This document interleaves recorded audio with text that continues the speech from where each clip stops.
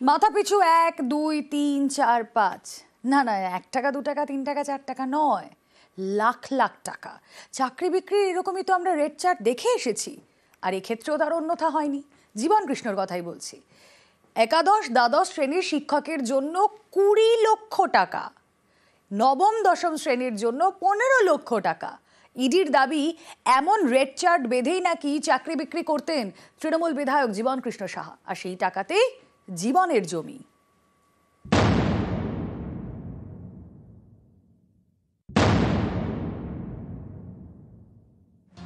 Hotel রেস্তোরাঁয় থাকে খাবারের রেট চার্ট, আর জীবন কৃষ্ণের ছিল চাকরি বিক্রির রেট চার্ট।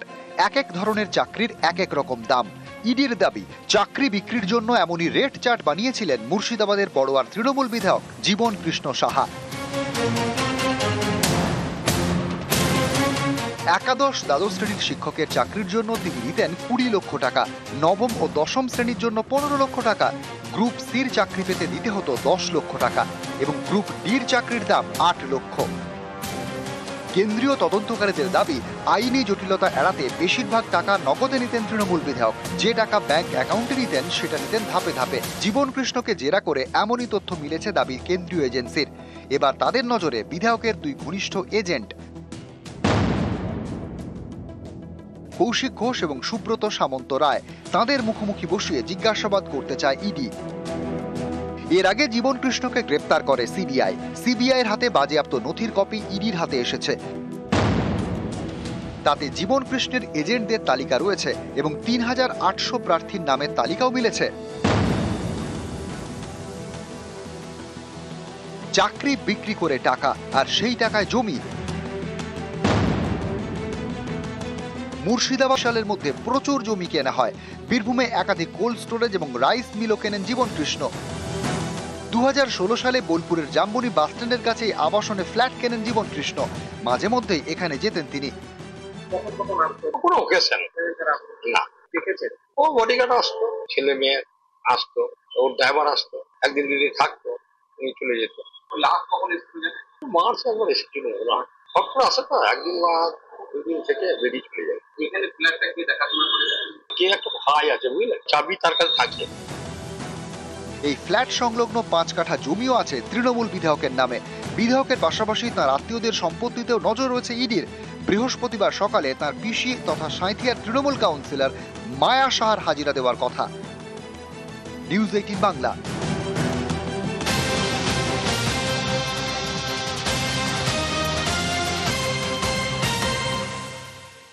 কোটি কোটি টাকার সম্পত্তি জীবন কৃষ্ণের। মুর্শিদাবাদ বীরভূমে জীবন কৃষ্ণের সম্পত্তির হদিশ। বীরভূমেও জমি কেনেন বড়োয়ার বিধায়ক। নিজের নামেই কোটি টাকার জমি কেনেন জীবন কৃষ্ণ। বোলপুরে বিধায়কের ফ্ল্যাটের সন্ধান। সাঁইথিয়া পুরো এলাকায় তেলকল, কোল্ড স্টোরেজ, রাইস মিলের মালিক জীবন কৃষ্ণ। নিয়োগ দুর্নীতির টাকা সাদা করতেই তার এই বিপুল সম্পত্তি। বিধায়কের বিপুল অঙ্কের সম্পত্তিতে নজর তদন্তকারীদের। ও বডিগার্ড আসতো, ছেলে মেয়ে আসতো, ওর ড্রাইভার আসতো, একদিন দুদিন থাকতো, উনি চলে যেত। লাস্ট কখন এসেছিল? মার্চ একবার এসেছিল। সবসময় আসে তো, একদিন বা দুদিন থেকে বেরিয়ে চলে যায়। এখানে ফ্ল্যাটটা কে দেখাশোনা করে? কে একটা ভাই আছে বুঝলেন, চাবি তার কাছে থাকে। কোনো কাজ হলে তখন আসে। এবার গৌড়বঙ্গ বিশ্ববিদ্যালয়ের কথায় আসি। সেখানে উপাচার্য অপসারণ। উপাচার্য পবিত্র চট্টোপাধ্যায়কে অপসারণ রাজ্যপালের। দায়িত্ব পালনে ব্যর্থতা এবং দুর্নীতির অভিযোগ রয়েছে তার বিরুদ্ধে। আমি হায়ার এডুকেশন দপ্তরে জানিয়েছি বিষয়টা, তারা আমাকে অপেক্ষা করতে বলেছেন। দুর্নীতি হলে রাজ্য সরকার এনকোয়ারি কমিটি করেন, যতক্ষণ না তার শেষ অবধি যাওয়া যায় তার আগেই যদি এই ধরনের উড়ো বিষয় বলা হয় যে দুর্নীতি বা দায়িত্ব পালনে ব্যর্থতা, সেটা তো perspective, man to man vary করে কে কোন ভাবে নেবেন। ছাত্রছাত্রীদের পরীক্ষা হয়েছে, এর মধ্যে রিসার্চ স্কলারদের, তাদের রেজাল্ট আমরা বের করতে পারবো না উপাচার্য না থাকলে। সার্বিকভাবেই আমাদের একটা অচল অবস্থা সৃষ্টি হচ্ছে। এরকম হতেই থাকে আমাদের ইউনিভার্সিটিতে, মানে স্টেবিলিটি যে মেনটেন হবে উপাচার্যকে নিয়ে, তিনি যে থাকবেন একটা সময় ধরে, তো সেটা হয় না, যার ফলে আমাদের প্রচুর ক্ষতি হচ্ছে এবং হবে আগামীকালে। ইউনিভার্সিটিতে যদি অভিভাবক না থাকে, ইউনিভার্সিটির পঠন পাঠন থেকে শুরু করে যত রকম জিনিস আছে, আমাদের পরীক্ষা সামনে, সব ধরনের জিনিসপত্রই আটকে যাবে। সেটাতে আমাদের ছাত্রছাত্রীদেরই ক্ষতি হবে। একটা সমান্তরাল প্রশাসন চালানোর চেষ্টা করছেন আমাদের রাজ্যপাল রাজভবন দ্বারা। তিনি নিয়োগ করছেন, আবার তিনি সরিয়ে দিচ্ছেন তার কথা মতো কাজ না করার জন্য। আমরা এর তীব্র ধিক্কার জানাই এবং তিনি যে কারণটা দেখিয়েছেন যে কর্তব্যে গাফিলতি এবং দুর্নীতির জন্য সরানো হচ্ছে, আমরাও জানতে চাই যে আমাদের ভাইস চ্যান্সেলর স্যার কি কর্তব্যে গাফিলতি করেছেন এবং কি দুর্নীতি করেছেন। গৌরবঙ্গ ইউনিভার্সিটিতে পড়াশোনা ছাড়া সমস্ত কিছু হয় এবং সমস্ত রকম কেলেঙ্কারির সঙ্গে এই জাতীয় উপাচার্যরা যুক্ত থাকে, কিন্তু আচার্য হিসেবে তাদের যে অন্তর্তদন্ত, সেই তদন্তে এমন কিছু উঠে এসেছে যার জন্য এই উপাচার্যকে সরতে হয়েছে। শিক্ষার যে দুর্নীতি, সেই দুর্নীতির খবর রাজ্যপালের কাছে আছে। সাময়িক কিছু তো ক্ষতি হতেই পারে, সেটা ওভারকাম করবে ছাত্রছাত্রীরা। তৈরি হয়েছিল অনুদান জট, কিন্তু না, সেরা উৎসব, বাঙালির সেরা উৎসব দুর্গাপুজোর অনুদানে আর কোনো বাধা রইল না। ক্লাবগুলিকে পুজো অনুদান দেওয়া নিয়ে রাজ্যের সিদ্ধান্তে হস্তক্ষেপ করল না আদালত।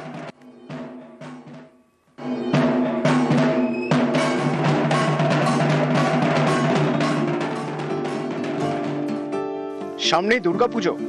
এবছর ক্লাবগুলিকে 1,10,000 টাকা করে অনুদান দিচ্ছে রাজ্য সরকার। এর বিরোধিতায় একাধিক মামলা হয় কলকাতা হাইকোর্টে। বুধবার বিচারপতি স্মিতা দাস দে এবং বিচারপতি সুজয় পালের বেঞ্চে শুনানি হয়। ডিভিশন বেঞ্চ বলে, রাজ্যের পুজো অনুদান সিদ্ধান্তে কোনো হস্তক্ষেপ করবে না হাইকোর্ট। গত বছরের খরচের হিসেব দিলে চলতি বছরের অনুদান মিলবে। গত বছরের পুজো অনুদানের টাকা কিভাবে খরচ হয়েছে সেই হিসেব যেসব ক্লাব এখনো দিতে পারেনি তাদের অনুদান দেওয়া যাবে না। এদিন আদালত জানিয়ে দেয় 2022 সালের 13 সেপ্টেম্বর কলকাতা হাইকোর্টের দেওয়া নির্দেশ মানতে হবে। নির্দিষ্ট সময়ে আগের বছরের টাকা খরচের ইউটিলাইজেশন সার্টিফিকেট জমা দিলে তবেই তাদের অনুদান মঞ্জুর করতে হবে। চলতি বছরে বিজয়া দশমীর 1 মাস পরে সমস্ত ক্লাবকে তাদের টাকা খরচের ইউটিলাইজেশন সার্টিফিকেট জমা দিতে হবে রাজ্য পুলিশের ডিজি ও কলকাতা পুলিশের সিপির কাছে। শুনানির সময় এদিন রাজ্যের তরফে অ্যাডভোকেট জেনারেল কিশোর দত্ত বলেন, কলকাতা পুলিশ এলাকায় 2876টি ক্লাব, সব ক্লাবই খরচের হিসেব দিয়েছে। রাজ্য পুলিশ আওতাধীন এলাকায় 41,799টি ক্লাব। গত বছর পুজো অনুদান নেয় 41,795টি ক্লাব। এর মধ্যে 41,792টি ক্লাব খরচের হিসেব দিয়েছে। শুধুমাত্র শিলিগুড়ির 3টি ক্লাব দেয়নি।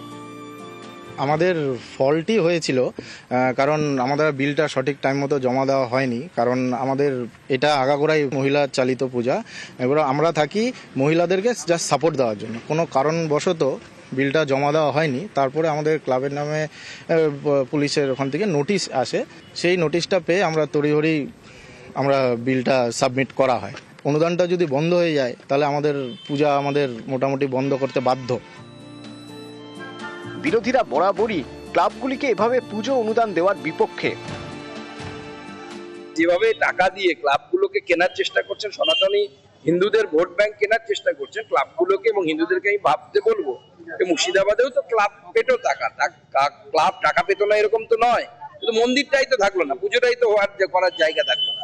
আগামী দিনে আমরা মন্দিরটা থাকবে কিনা সেই বিষয়ে বেশি সচেতন। এটা নিয়ে একটা রাজনীতি প্রত্যেক বছরই হয়, আমরা এটা দেখতে পাচ্ছি। আজকের বাংলার পুজো এটা একটা বড় অর্থনীতির জায়গায় এসে দাঁড়িয়েছে। প্রত্যেক বছরই হাইকোর্টে যাওয়া হয় এবং প্রত্যেক বছরই আপনার মহামান্য হাইকোর্ট একই জাজমেন্ট প্রায় দেন। এটা যে ক্লাব পায় এই টাকাটাই কিন্তু আবার দেবেন বাজারে যায়, ফলে বাংলার জিডিপিরও একটা 4 থেকে 5% হচ্ছে বাংলার এই দুর্গাপুজো। অর্ণব হাজরা, নিউজ 18 বাংলা।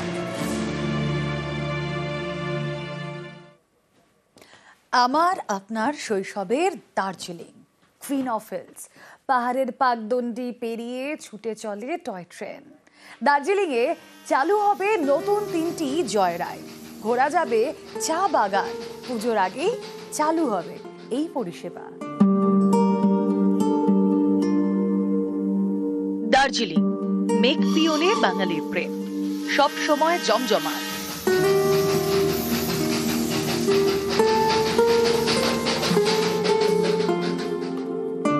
দুর্গাপুজোয় আরো ভিড়। এবছর পুজোর আগে 3টি নতুন জয় রাইড চালু করতে চলেছে দার্জিলিং হিমালয়ান রেলওয়ে।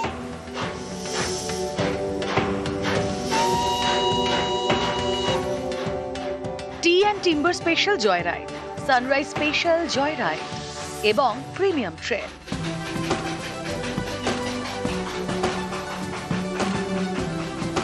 त्योहारों के सीज़न में दुर्गा पूजा दीपावली वाली सीज़न के लिए DHR 3 नई जॉय राइड्स वीकेंड्स पे पैसेंजर्स और लोकल्स के लिए और टूरिस्ट के लिए लेके आ रहा है।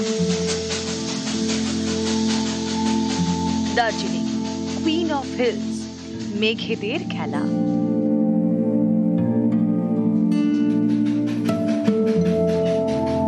পাহাড়ের পাকদণ্ডি পেরিয়ে হেরিটেজ টয় ট্রেনের কুচ ইচ্ছে। এবার টয় ট্রেনের জয়রাইডে চা পাতার গন্ধ, সবুজ আমেজ, নতুন পথে ছুটবে টয় ট্রেন। পুজোর আগে চালু হবে এই পরিষেবা।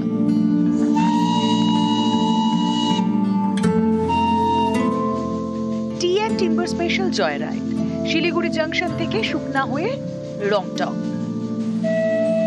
যাওয়া আসা মিলিয়ে 4 ঘন্টা। এই পথেই ঘোরা যাবে চা বাগান, চা ফ্যাক্টরি, দাঁড়াবে ট্রেন। এই জয়রাইড শুক্রবার, শনিবার এবং রবিবার দুপুর 12টা থেকে শুরু হবে।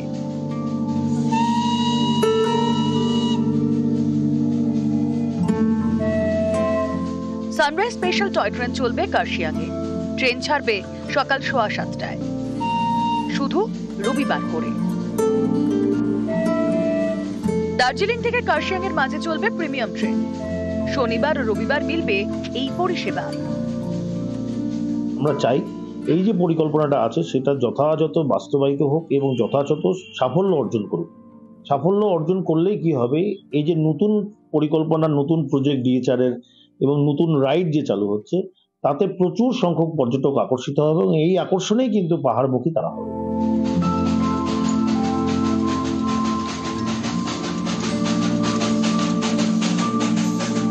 প্রণব ছেত্রীর সঙ্গে পার্থ প্রতিম সরকার, নিউজ 18 বাংলা।